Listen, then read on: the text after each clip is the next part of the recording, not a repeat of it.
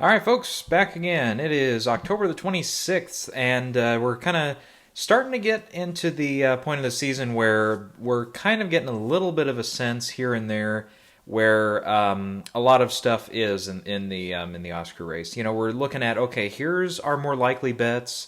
Here's the ones that are going to be, trying to get in, and they're close, but they need a little help, and so on and so forth.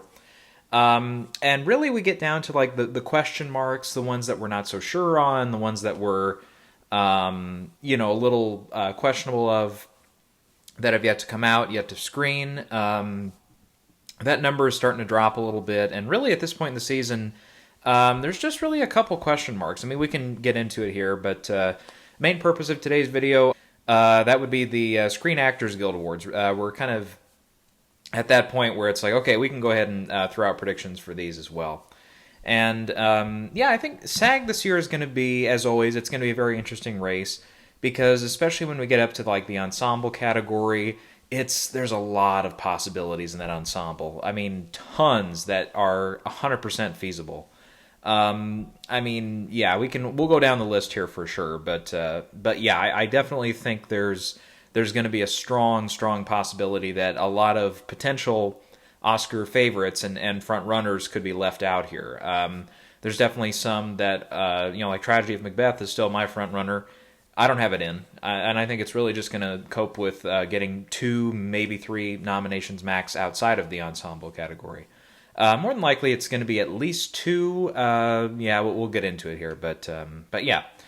So, yeah, we'll get into it here. So I think the 5 I have right now for SAG Ensemble are Power of the Dog, Belfast, The French Dispatch, King Richard, and Nightmare Alley. Now, all 5 of these, I think, obviously have a strong path here as far as the depth of the ensemble, the makeup of the ensemble, mixing TV stars with movie stars, all the classic stuff that we always throw in at SAG. And traditionally also at SAG, we have to remember, too, that they like earlier stuff. We can always remember stuff like Shape of Water and The Post, films that were debuting later on in the calendar, even though Shape of Water was screening just about everywhere. They missed out. You had stuff, out there in 2018, and I'm blanking now. There were a couple there that were late hitters that missed, from what I remember. So that happens every year. But then occasionally you'll get something like Bombshell, which screens way late in the season, as far as its premiere, which I believe was like AFI or like early November or something in 2019, and that came through really strong at SAG. So occasionally, yeah, you'll get those late hitters that absolutely do very, very well. So I don't know. I think Nightmare Alley is one of the bigger ones, of course, that's yet to screen. That one I'm betting on for this one at least. Even though, yeah, it's true. The last time Del Toro had an ensemble, like that, and definitely felt like it was, an easy get was Shape of Water, and that one missed. So that one I do have in 5th place for that reason. It's it could be. I mean, again, as far as everything that we're seeing, it's going to be good to go. It's going to be a great film. It's going to be one of the more nominated films, projection wise and stuff. Like I can see it very easily dominating with nominations in the tech categories. Maybe not winning them all, but definitely getting a good share of nominations.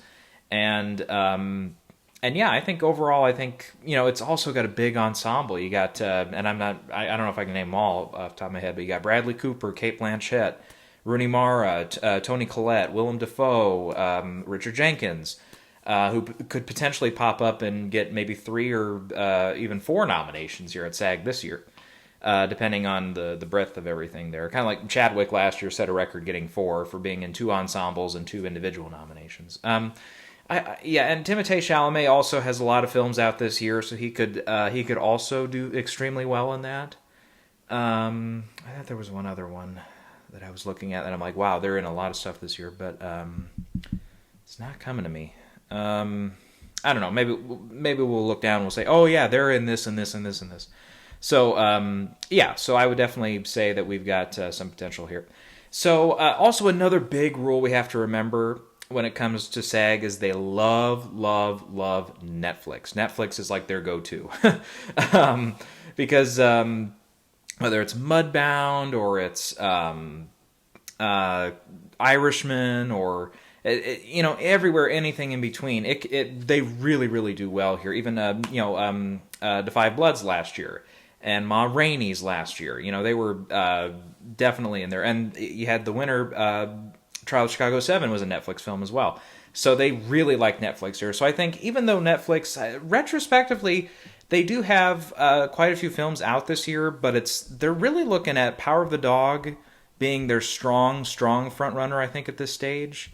They've got a lot of potential with other stuff like The Lost Daughter, obviously Don't Look Up, which I'm still a little shaky on from that first trailer, but I think it can still balance out and get a few nominations here and there. They also have what was the one I just saw here? The Harder They Fall is one that's been coming on a little stronger here lately. And I think that one, again, that's got a very, I think African-American heavy cast, but generally, again, we saw with Ma Rainey's and with The Five Bloods, and what was the third one I'm blanking on last year? The Regina King one. Oh my good heavens! One Night in Miami. That all of those were easy bets for SAG last year, at least to do very well there, and obviously they all made it into ensemble and stuff. We'll have to see which one again that they really want to go on. And again, if it's me, I would say Power of the Dog right now is definitely their top priority. And then even at SAG, I think something like The Harder They Fall, or potentially The Lost Daughter, or Don't Look Up, they could all maybe get one or two slots. Maybe not in addition to like last year, but definitely get one other slot in there. So I have Power of the Dog out front. It does kind of feel a little bit like Three Billboards, where it might just be one that just wins like 2 or 3 categories, and just really dominates in that way. I could definitely see that happening. And if not, it's a strong enough movie like Trial of the Chicago 7 where it's like, okay, it's well represented enough with SAG. And this, I think it's got at least 2 nominations for sure here outside of ensemble with actor and supporting actress. Again, we're going to see the battle for supporting actor if they can get 1 or 2, or maybe neither one of them. So that kind of, Chicago 7 had 3 nominations with Sasha, the stunt, and ensemble. So it could very well happen there. A lot of people have the movie on their money on Belfast, which I have in second place here. And again, that's one I'm still like, yeah, that can very easily impress the Oscar voters and kind of get on a track and really start winning everywhere. Starting, again, questionably, with the Globes and then with Critics' Choice and so on and so forth. It can definitely lay down a track very, very early in this race and take off from there. It's got a really good mix of TV and film stars between Judy Dench, Catriona Belfay, Ciarán Hinds, who does a lot of both. What's his name? Okay, whatever. Decent ensemble, and it's definitely one that I think voters are going to have their eyes on. But I'm a little questioning here whether it's going to be one that maybe just ends up with the ensemble prize as far as nominations goes. Because I'm not really sure. Again, I've got Ciarán Hinds. I had him in for my list for supporting actor there at the Globes. He could strike here. I wouldn't 100% say it's impossible. Jamie Dornan's the other one I was thinking of. Yeah, and that could also happen as well. But then you've got Catriona Belfay and Judy Dench both running in supporting. I think the young boy actor would be running in lead, but that just really doesn't happen anymore. I'd be surprised if it does. I'm sure he's great in the film and everything, but it just doesn't happen anymore. It's not like Jackie Coogan or Steve, whichever Coogan it was that got in for like Skippy or whatever it was in the 30s, and stuff like that. Or Freddie Bartholomew, didn't he get in for something? Or he should have been nominated for sure for the going back to the early days, back for what was the Dickens one that he did? Shoot, my nose is running too. I forgot an allergy pill today. Dang it, I cannot remember which one that was. Whatever the adaptation was there. But he's fantastic in it. Not Oliver Twist, no. Shoot, I am blanking right now on a lot of stuff, but yeah. Anyways, but yeah, that one. Boy, I mean, obviously you get like Anna Paquin. Some of them can win, but it's Tatum O'Neal and so on. But again, that's more recently that's been favoring the young actresses more than the young actors. So yeah, so that one I can see getting just the ensemble nomination, kind of like Parasite, and maybe winning off that. So French Dispatch, I have in third. The Wes Anderson films tend to do well here. Obviously, Grand Budapest did pretty well here, even, again, just with an ensemble nomination. And I think that's going to be the same path for French Dispatch. Even with Grand Budapest, we all knew, obviously, Ralph Fiennes, I would have loved to have seen him nominated everywhere for that film, but he kind of became the best hope for a single nomination for that film, and it just didn't quite happen. With French Dispatch, I mean, Chalamet, arguably at this point for Best Actor, I think he might have a better shot with Dune. Arguably, I mean, it's, at the Globes, I think, again, considering everything there, I think if he runs, as he likely would in the comedy musical race, yeah, then he's a shoo-in for a nomination there, I would say. I don't know about winning that one, but definitely would be a shoo-in to be nominated. From there, it's kind of tough to springboard into a Best Actor race like that, just off that nomination. It can happen, but it's a little tougher. And I don't really see SAG going with him for a nomination there. But again, I mean, wicked, crazy, deep cast in that one. And, usually SAG does that. I mean, there's usually that one or two they'll throw in there, like August Osage County, where it's just, they just can't resist the big lineup of stars and stuff, so they go with that one. And then King Richard I have in there. And I think King Richard is, arguably of these films, it's obviously the most not white. But, and it's, I don't know, I kind of look down the list and I'm like, other than, more inclusive films, that's, as far as, diversifying a little bit, not just being, mostly white cast or whatever. Or at least, I don't know, because Coda seems like it's a pretty white cast as well, but that one at least, involves like the deaf community and stuff. You've got, like we said, The Harder They Fall, but again, that feels like a little bit of a long shot at this point, and we'd really have to see that one start doing really well with a lot of the other stuff. I think Netflix would have to really dump a lot into that campaign there. And not saying that they're not going to have a campaign. Obviously, they have at this point if they're, kind of getting it ready and stuff. But, again, I think they're heavier hitters, stuff like Power of the Dog, Don't Look Up, a few of the other ones we mentioned there, even Lost Daughter and stuff. I think their priorities are probably going to be more with them for definitely Oscars. But I can, again, see something like that happening at SAG for Harder They Fall. But for King Richard, that one feels like it's a little more on solid ground here for a nomination. Because obviously, more or less, obviously, Will Smith is going to be in there for Best Actor. Supporting actress whose name, again, I'm probably mispronouncing. Again, I'll have to hear it a few times before I nail it. She's looking more and more likely through the season here. So, yeah, and I would say even at the Oscars, Best Picture is looking a little more likely for King Richard as well. I would say even, like we kind of talked about early, even screenplay I can definitely see happening now. It can. I have definitely one early pick I can say, having not seen the film or anything, but it also feels like one that can get into film editing. I think it can really do a lot of damage there. And we talked about maybe a huge poll for Best Director, possibly. And again, that's something I think it would be kind of like with Promising Young Woman last year. With Emerald Fennell, it would have to start early at the Globes, go to Critics' Choice, and it would have to continue from there. Obviously, it's going to be a little easier to get into Critics' Choice, I think, because there's so many fucking nominations. There's like, they can nominate up to 20 directors or whatever they feel like. But, and yeah, he could easily make the list there in that, if that was the case. But, I don't know, just looking at it now, I'm like, yeah, SAG for Ensemble feels right. Even now, I put it in for Best Picture as well. I can't remember which one I kicked out. I thought I put it in for Picture. I don't know. I did a couple changes here a night or two ago, and I was like, yeah, King Richard feels like it's in. I dumped... What was in the 10th spot? Oh, not Spencer. No, I have Spencer still in. And that one, I have it up a little higher ranked, I think, than I probably should. But again, I'll look at it again here. Which one was it? Hang on, I gotta look here because I can't remember which one it was. No, I'm forgetting, man. I dumped Coda a little while ago to make room for Spencer. What was the one I knocked? I can't remember what it is now. I don't know. Looking through, good lord. Again, I'm.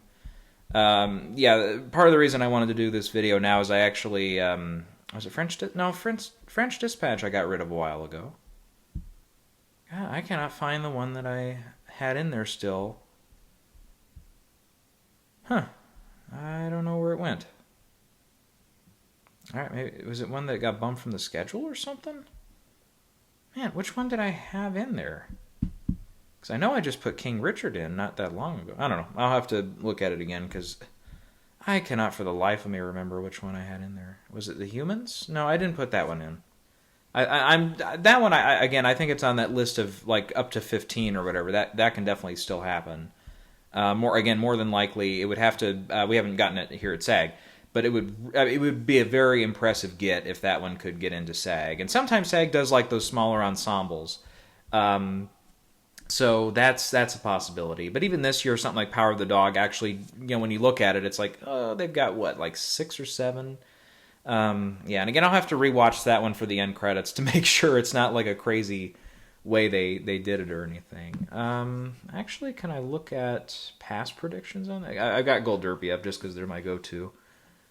But I always remember there's a way you can look at past predictions, but I cannot figure out how to get to that. And it is really bugging me that it's not just jumping out at me for which one I left out for Best Picture. It must have been Coda. I don't know. But I thought I had dumped it already. Oh my goodness. I don't know. I'm not seeing it. I'm kind of looking. Is it one that really dropped off the list or something? I am so confused. I don't know which one it was. Okay, hang on. Let me go to my Globes list. Maybe it's in there.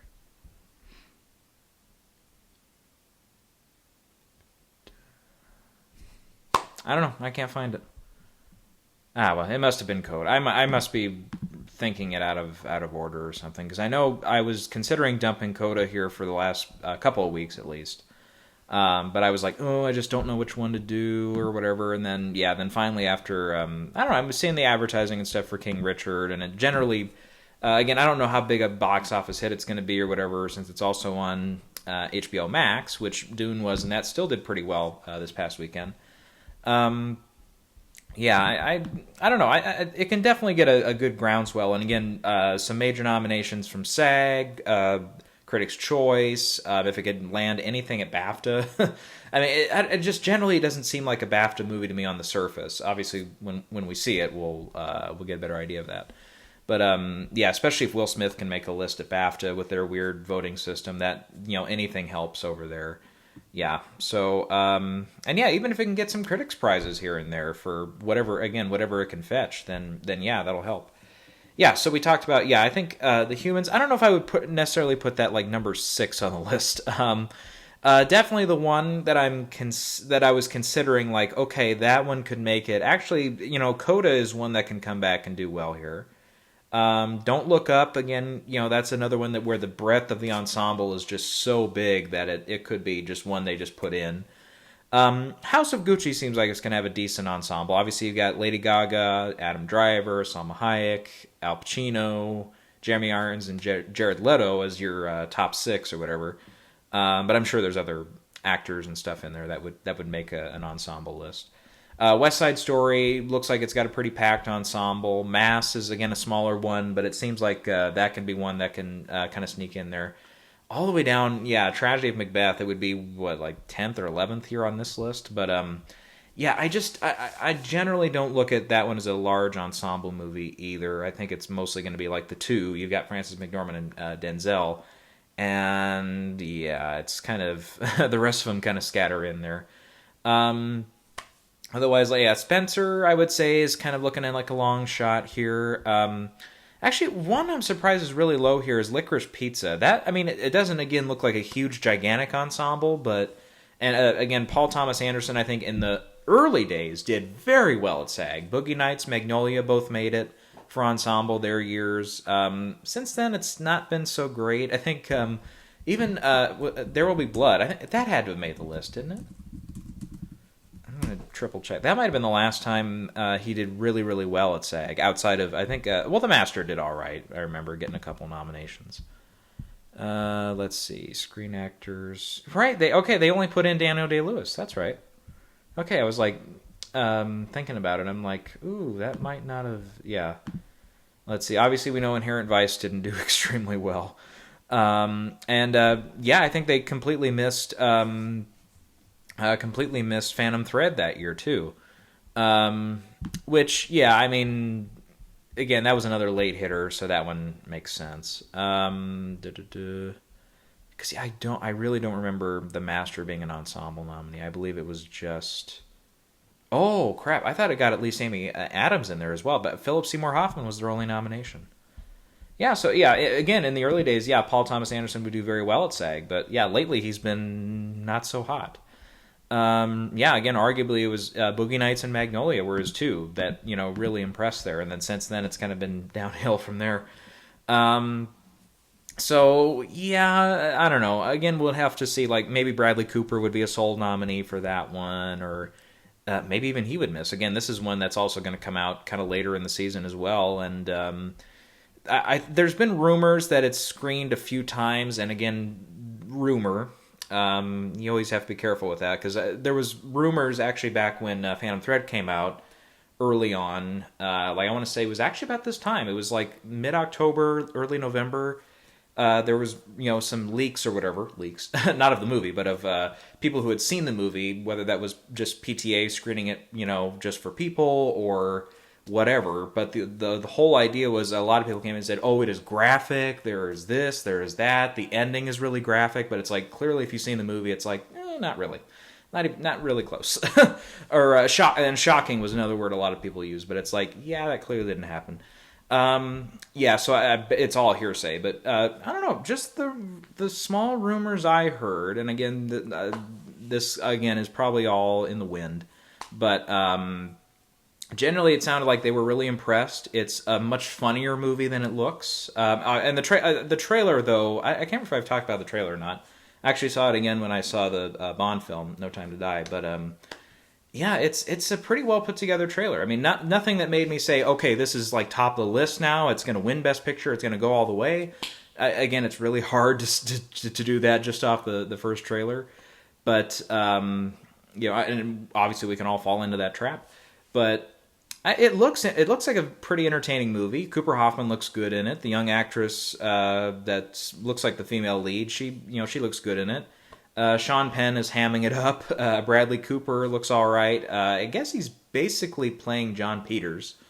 I don't know if that's confirmed or not, but I saw somebody on Wikipedia put that on there too, and I was like, I think that's more implied. I don't know if they would name names in this one generally, but obviously it can happen. But I think generally they're going for that kind of things with the Barbra Streisand stuff and everything. I'm like, yep, that would be John Peters, but yeah, it basically all the buzz on it obviously was positive because it's PTA, and early on everybody likes PTA.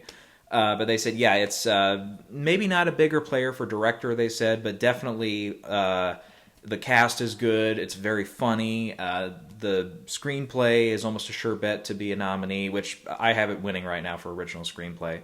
No surprise there, but yeah, and I generally think, a PTA has been very, very well getting in, not so much for the director category, Phantom Thread being an exception, but for the screenplay category, and he's yet to win a screenplay category, and this could be maybe the year for that. Anyway, so again, that's just early, again, baseless rumors. And then I also heard a rumor that it's not even done yet, and they're worried it's not going to get done in time. So I don't know. I don't know what to believe. But yeah, I guess some of the buzz is just kind of crazy on that one right now, where it's either really, really good, some of his best work, or it's like they're worried about it. MGM, United Artists, all of them, they're worried. They put together the first trailer, but beyond that, they're not sure. All right, yeah, I think that's enough of that. So we'll move on now to the acting categories here, and yeah, I think we'll end here. I mean, very quickly we can talk about the stunt ensemble category, but that one's always a little tricky because you can get sure bets in there. Like some of the Marvel movies, James Bond, I think would be a pretty easy one to do this year, especially since it's a fall release. Dune seems like it's an early pick at this point. It could be the only nomination for Dune. Kind of like, what was the one last year? Only got, okay, whatever. Again, it's skipping my mind, but whatever. Okay, then moving on to Best Actor. I still have Denzel out front for these actor races right now, but it's really razor thin. I'm really like, okay, I think Will Smith can do it. And we even talked about early on in the race. Yeah, it feels like he could very easily just pick up and start going. Cumberbatch I have in third, and then Peter Dinklage and Adam Driver in there for House of Gucci right now. And again, I'm a little questioning on that fifth slot, because I think Don't Look Up, again, it's going to be kind of late in the year. And even though it is Netflix, and even though it's Adam McKay, and even Big Short did well here, it got Ensemble and Supporting Actor. Vice got 2 nominations, but then missed out on Ensemble that year. That was 2018. That's one I was thinking of earlier. Yeah, a later release that doesn't do extremely well at SAG, even though it's kind of primed to be. That one's kind of more a lot of actors in it, kind of an actor showcase for some of them. So, but I was like, okay, it's either Adam Driver or maybe Joaquin Phoenix for Come On, Come On. I can see him going kind of left field here and putting in even somebody early enough like Oscar Isaac from Card Counter is one I've seen a couple people voting for. Stephen Yeun for The Humans, I think, feels like also one that can happen here. Obviously, Bradley Cooper could get a double nomination, but they're not so heavy on SAG for that. It doesn't usually happen. I think okay, yeah, Scarlett. I was going to say Scarlett was the last one, and I believe that's correct. And even then, that's before a lot of us were sure she was going to get in for Jojo Rabbit, because she missed at the Globes for Jojo, and everybody's like, oh, that's a shoo-in to get nominated there at the Globes, but it didn't. And yeah, Jojo didn't do so hot at the Globes that year for the nominations and stuff. Otherwise, sight unseen, you still got Andrew Garfield, who's a possibility there as well. So yeah, there's still some room there in Best Actor. For actress, Kristen Stewart I still have out front here across the board, followed by Jessica Chastain. I have Olivia Colman in third place for The Lost Daughter, Frances McDormand in fourth for Tragedy of Macbeth, and in fifth place I do have Jennifer Hudson in here for Respect over Penelope Cruz for Parallel Mothers. I have Cruz in for the Oscars. But again, even with Parasite, they don't really love the foreign language performances. Arguably, with last year with Minari, yeah, I mean, technically, yeah, they both got in, even one of them won for Yu Jin Yun, but yeah, I'm still a little shaky on that. Obviously, look out for Lady Gaga. Tessa Thompson for Passing is one I wouldn't totally say is impossible here. Jodie Comer, another big TV star for The Last Duel, and again, a lot of TV actors here at SAG. I'd say, again, not impossible for Penelope, but I think she's a little lower on the list. Cate Blanchett, I think, if we haven't named her yet. And yeah, that kind of feels like... again, if Coda kind of surprises us, Amelia Jones is somebody I would say really could surprise us. But again, her path is definitely going to be more getting in at those critics' prizes and kind of going from there, which definitely can happen. She's got to definitely get a little bit of a groundswell going there before she goes all the way to an Oscar nomination. And especially in Best Actress, where it's actually maybe a little more competitive here in actress than actor this year. Usually it's the other way around. It can get a little tough. Now to supporting actor. Again, kind of across the board right now, I still have Jared Leto out there as the front runner, and it can happen, but I don't know. It's kind of an early bet. Richard Jenkins in second for The Humans, Jesse Plemons for Power of the Dog, Cody Smith-McPhee for Power of the Dog, and I still have Corey Hawkins in there for Tragedy of Macbeth. This, I believe, is the only place I have him in. So, yeah, I would, again, Ciarán Hinds for Belfast is one to look out for. Bradley Cooper, obviously, is a threat here for Licorice Pizza. We mentioned Jamie Dornan for Belfast, Willem Dafoe for Nightmare Alley, Jason Isaacs for Mass. Let's see here. Anybody else that's kind of looking here? Yeah, not really. Let's see. Then we'll talk about supporting actress. And again, I've got Marlee Matlin here for Coda, and then Ann Dowd for Mask, Kirsten Dunst for Power of the Dog, Ajahn Eilish for King Richard, and again, I'm probably butchering that name. And I originally did have Judy Dench in here, but I'm going with Catriona Belfay for Belfast instead. And it's tough because I think there's even a possibility both could make it in at the end. That's either here or Oscars, or maybe they both get in a couple, kind of like Woody Harrelson and Sam Rockwell did a few years ago. It's kind of questionable at this point. Ruth Negga is also one I've definitely got an eye on. Ariana DeBose for West Side Story. Jane Houdyshell for The Humans. Rooney Mara and Toni Collette for Nightmare Alley. Yeah, it generally feels like that. So again, early on, your bets for the Stunt Ensemble are going to be No Time to Die. I don't know if I would put that out front, but definitely that's one. Shang-Chi, I think I'll actually put out front. Marvel movies tend to do well there, and it's definitely is one where it's like, it's kind of a little bit of a new thing, exciting and all that. With that one being a little more relying on like choreography and stuff, and all the kind of hand to hand stuff and everything like there is in the movie. So that one is actually my front runner. I think that one, Dune. I think again, even though there's not a lot of just having seen it tonight. There's not a lot of big, like, heavy action scenes, and there's not a ton of hand-to-hand combat scenes. And actually, a lot of them actually look like they're the real actors. So, that might be one that actually does fall through, and actually Dune ends up with nothing at SAG. But, I don't know. Yeah, I think it'll still get in. And probably, you're looking at Eternals and maybe Spider-Man, or... It's going to be a late hitter, but maybe The Matrix, the fourth one. Oh, I blew my nose off camera there, so I hope to take care of it, but maybe not. Let's see, what are a couple other ones? Black Widow, potentially. That one kind of came and went. Let's see, any like best pictures that feel like they can make it into that Stunt Ensemble? That's kind of been a tradition here. I don't know. We'll have to see... Well, maybe Nightmare Alley feels like one that could happen, potentially. I don't know about if there's much in French Dispatch like that. West Side Story with all the dancers and stuff, potentially. Yeah, I don't know. Harder They Fall, yeah, I think that one looks like it's like a Western and stuff. Yeah, so that one could make it. I wouldn't be totally shocked at that. So, yeah, there's a couple possibilities there. I was going to maybe go into like, okay, what are the films left that we haven't seen like much trailers or TV spots or anything yet? But generally, I don't know. I feel like we can all kind of name those off, can't we? What was the one? Tick, Tick, Boom, which we're going to get our showing at AFI Fest here coming up. Let's see, House of Gucci. We've got a trailer out at least for that one. Then we've got Don't Look Up, Being the Ricardos. I think there actually is a trailer for that one. I didn't quite get to it, but we'll see about that one. And then, Nightmare Alley has not screened yet, but we know that one's coming. And I think the only other one would be Journal for Jordan, and that one is kind of a little bit in the dark. There's the trailer out for that one at least, but I'm a little questioning how much of a big, like if it's going to be a big Oscar player or not. But yeah. Anyways, I don't know. I feel like that's really about it. I don't know. Kind of shot the water tonight. Throat's getting a little sore. That means I've been blabbing for way too long. So, all right.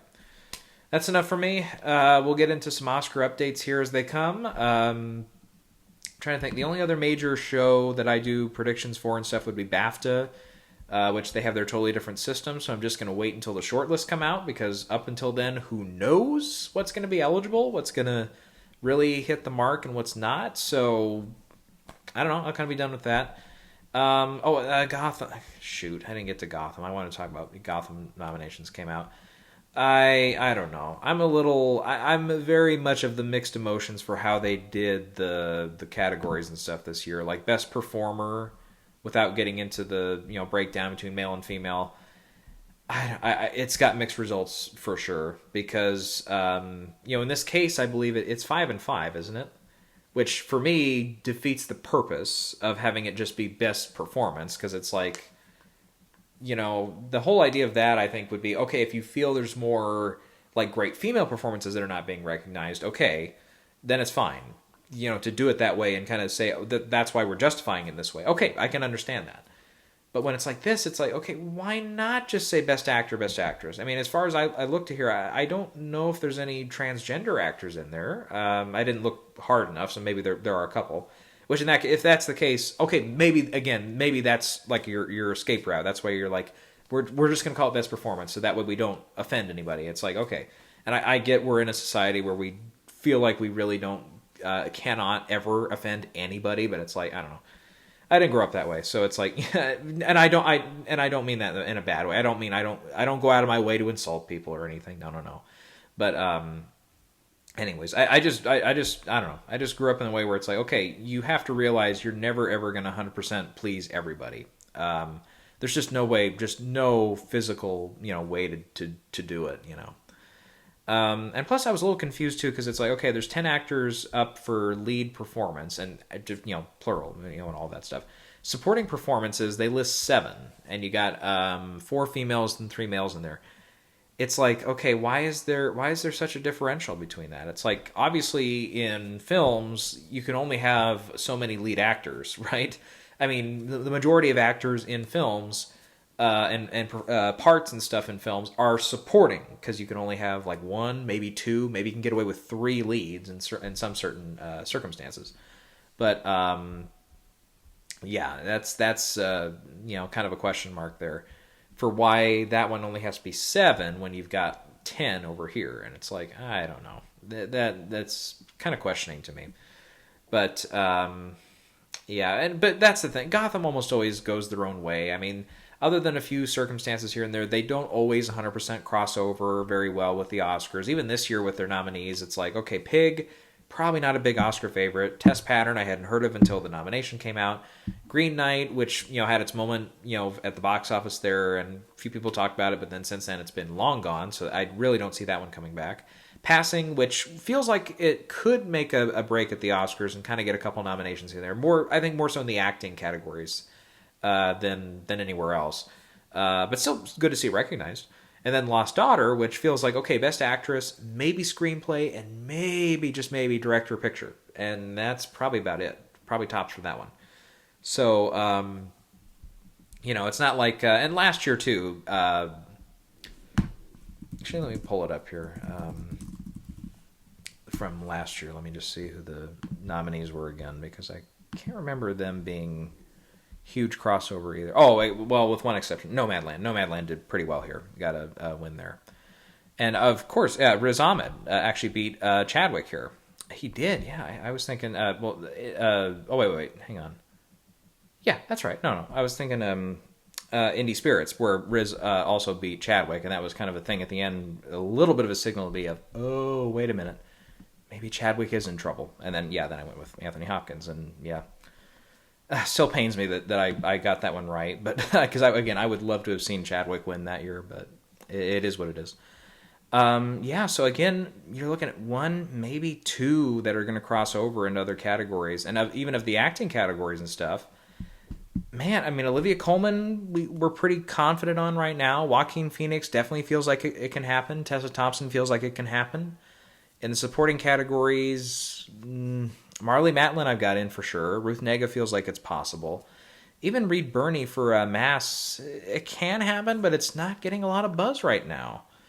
And the other ones, I'm not really thinking so. Even of the breakthrough performances, you've got Amelia Jones is like the one. I think that feels like it's probably going to win. But even for that one, it's like it's kind of a long shot at this point. Yeah. Anyways, so. So there you go. I talked about Gotham a little bit, but again, it's we'll see how it turns out with the way they did some of these categories and stuff. But right now, I'm understanding where they're coming down from and everything. I get where they're coming from, but I don't know. Call me old fashioned, whatever, traditionalist, but I like the idea of best actor 5 males, best actress 5 females, all that stuff.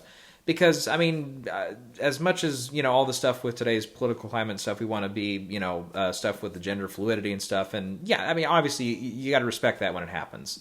And for the people that do that and go through that and are not sure or just plain don't know what they are or where they identify and stuff, yes, okay, you're still a person, absolutely, and we'll recognize you and stuff. But just in this context, I just like the idea of that, just because that's the way it's been and everything. And obviously, I get it's not always going to be you can't always fit everybody in the box and everything, and I appreciate that, and I'm very sympathetic to that. Obviously, very very much so. Like at one point maybe we will totally dive into this in the Oscars, and there will be a discussion to be had there, and it'll be worth having and everything. But just for now, obviously, kind of maybe it'll be like Bond and some of the other stuff where it's like traditionalist in me. I'm like, oh, we can hang on to this other stuff for now, can't we? And we'll see how it goes. But but hey, but also good to Gotham for shaking it up a little bit and giving us that, because then again, at least they're trying it, and if it's a colossal failure and they go back to it the next year, so be it. They tried it. Again, I not diving into the nominees specifically for that lead performance category, but again, I'm like a little like, okay, you really had that big of a problem between distinguishing the male actors from the female actors? I don't know. But again, I don't know. It is what it is.